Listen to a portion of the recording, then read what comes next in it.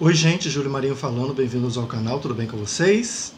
Bom, então, a gente hoje vai falar sobre 2 estupros corretivos. Um aconteceu aqui no Brasil, no sul de Minas, e o outro lá nos Estados Unidos. O de lá dos Estados Unidos foi praticado por uma professora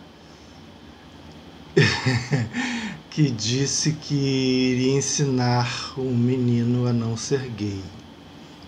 Esse foi o motivo do estupro. Bom, vamos lá, né?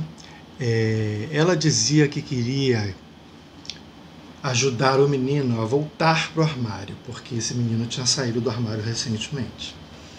Então a ideia dela era fazer sexo com esse menino para ajudá-lo a voltar para o armário. Bom, o menino foi vítima de estupro dessa professora por 4 vezes, né?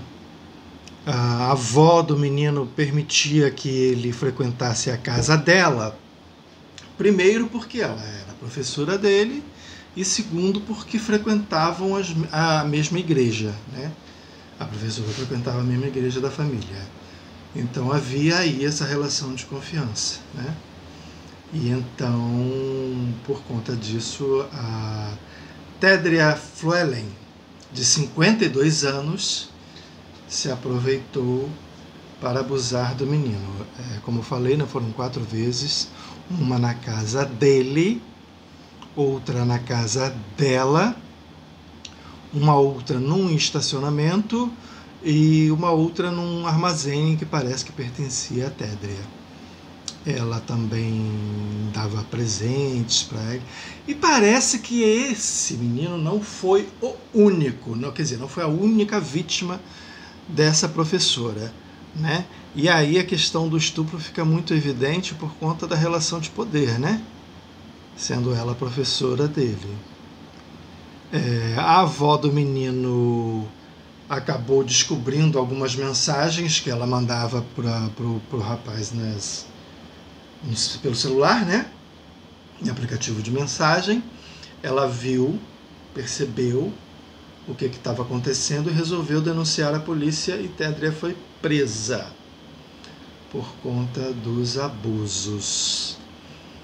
Bom, aí a gente tem um segundo caso, né, de um homem de 52 anos, o nome dele é Eloy Mendes, do sul de Minas, numa região rural. Ele abusou de uma menina. Nos 2 casos eu não tenho a idade, tá, das vítimas. Mas esse crime ocorreu em 31 de janeiro agora, lá no sul de Minas, como eu já falei. Esse homem, ele convidou, obviamente conhecido, né, vizinho, convidou lá a menina para passear de bicicleta, como uma zona rural, né, pelas estradas, e começou a indagar, questionar ela sobre a questão da orientação sexual, né, que já era conhecida. E quando chegaram no local ermo, ele começou a fazer atos libidinosos, né, a xingar a menina com insultos homofóbicos, aqueles que a bolha queer tanto trabalha para ressignificar, sabe? Eu falei disso aqui, eu vou deixar o link do vídeo, né? Bom, e aí consumou-se o estupro, né? Foi necessário que um profissional especializado tomasse o depoimento da jovem, dado o trauma, né? Eu fico imaginando como deve ser complicado, porque, afinal de contas, para uma criança já prestar um depoimento, que ninguém presta depoimento à toa, né? Que aconteceu alguma coisa ruim. E aí já deve ser complicado, né? Nesse caso, então, imagina como deve ser traumático o negócio. Porque aí a criança passa pelo trauma do estupro e depois ainda passa pelo trauma de ter que reviver tudo, né? E contar, e aí tem a questão da vergonha e tudo mais. Bom, gente, e aí a gente fica pensando no seguinte: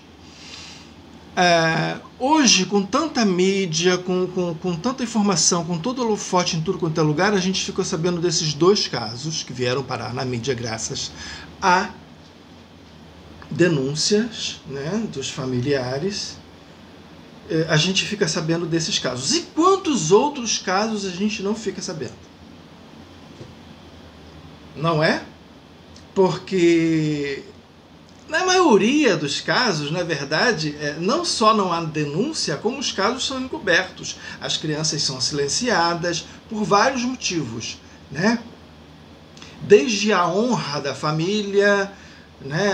Muitas das vezes o abusador é conhecido, na maioria das vezes pertence à própria família, né? Então isso tudo fica encoberto. E nesses 2 casos em particular, vocês vejam que aconteceram em locais totalmente diferentes, né? Bem distantes, mas a dinâmica é a mesma, né? A questão aqui é a mesma, né? O estupro foi realizado no intuito de curar essas crianças, porque segundo os abusadores, eles estavam doentes.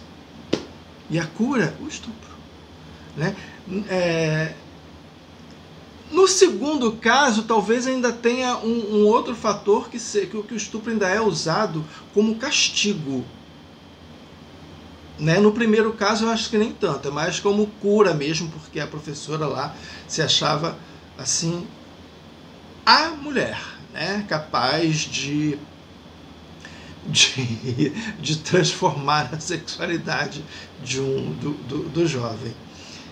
Mas no segundo caso eu acho que ainda rola também isso, né, do castigo, né, da punição, né? Além de talvez até mais do que querer curar a menina, rolava a coisa da punição, né, de punir. Então, assim, as dinâmicas são bem parecidas. E esse tipo de coisa tão bárbara, tão absurda, né, é motivo de piada nas redes sociais, né? A tal bolha queer, trans, uma parte, lógico, né?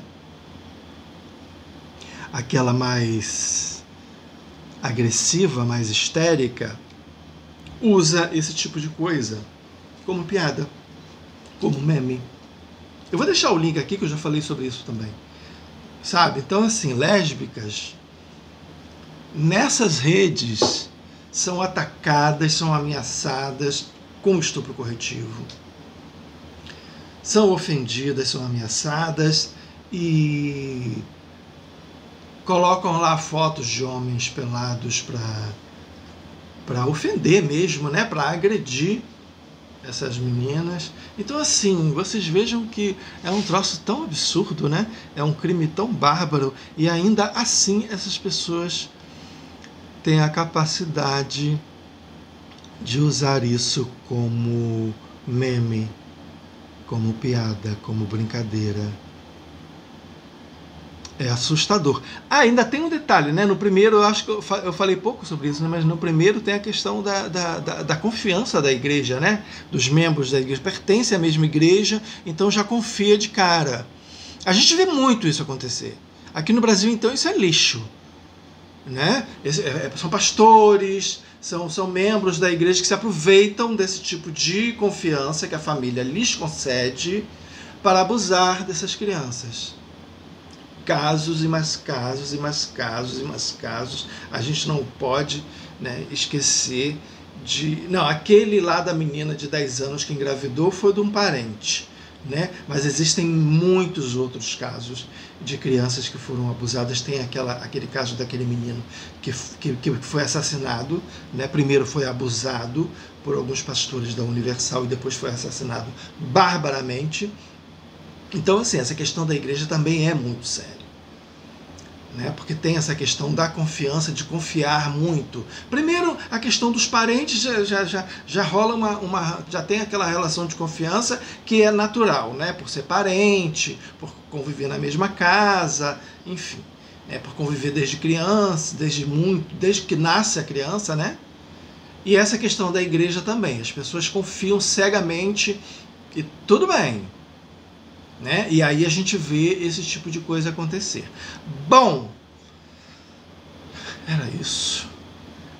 Aquele reforço para vocês se inscreverem no canal se estiverem gostando dos assuntos, já deixar um joinha aí, compartilhar o vídeo e comentar, porque a opinião de vocês é muito importante para mim. Tá bom, gente? E amanhã tem vídeo novo, porque aqui todo dia tem vídeo novo, todo dia tem novidade. Tá bom? Até amanhã, então.